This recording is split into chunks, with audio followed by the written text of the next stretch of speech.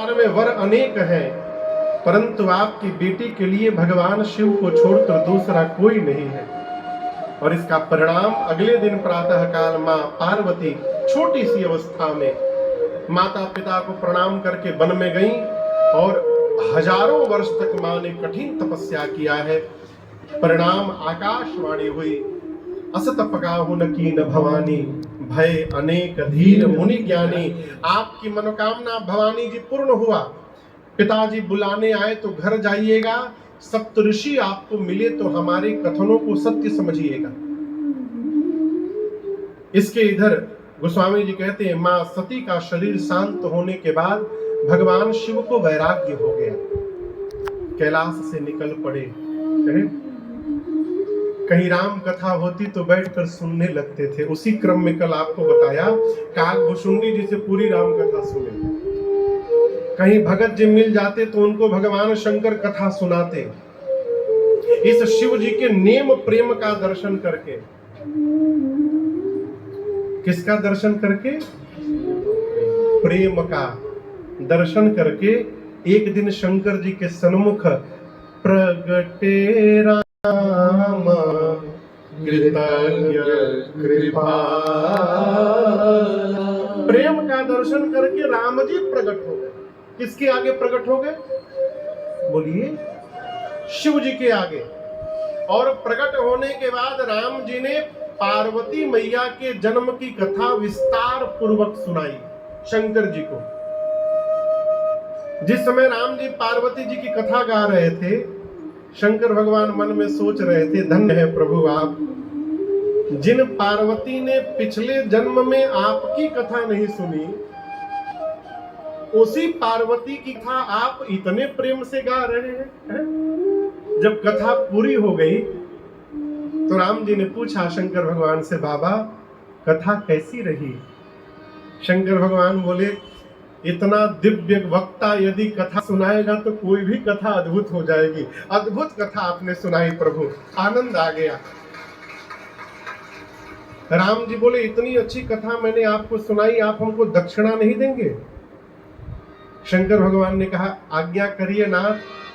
तब राम जी ने कहा, जाई विवाह शैलजनी, यह मोहि मांगे दे। यही मैं आपसे मांग रहा हूं, आप जाकर के पार्वती जी से विवाह करिए।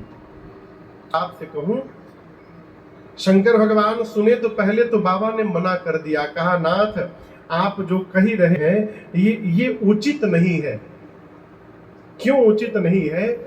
क्योंकि मैं पहले गृहस्थ था, गृहस्थ से विरक्त बना हूं, अब विरक्ति से फिर से आप गृहस्थी में भेजना चाहते हैं, ये उचित व्यवहार नहीं है। लेकिन आप यहाँ एक सूत्र बड़ा अद्भुत है, जीवन में माता पिता,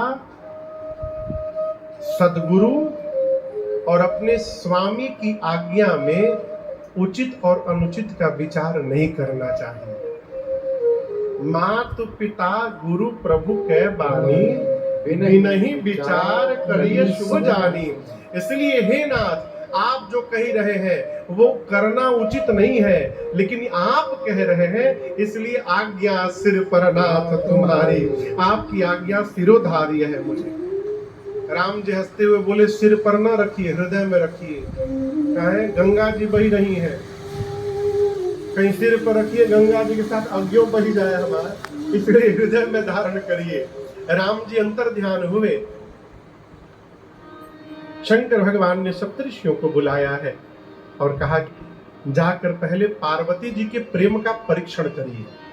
क्यों? पिछले जन्म में उन्होंने मेरे प्रभु का परीक्षण किया था। इस जन्म में जब तक मैं उनकी परीक्षा नहीं करूंगा, मैं विवाह नहीं करूंगा।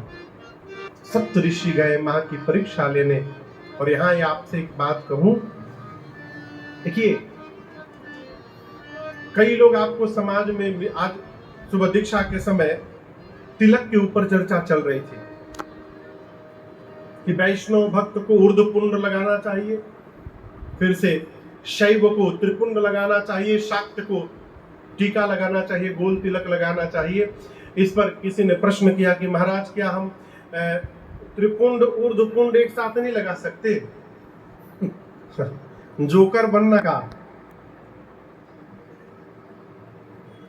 हमारे माई बाबूजी के है कि पता चलना चाहिए हम किसके उपासक हैं, ये स्वरूप बताता है। हमारे बिहार में कार्यक्रम है सतभतरा कार्यक्रम, बढ़िया नहीं है। राम जी की कथा में गए तो राम जी के हो गए, कन्हैया की कथा में पहुंचे कन्हैया की हो गए, शंकर जी में पहुंचे तो हर हर महादेव हो गए।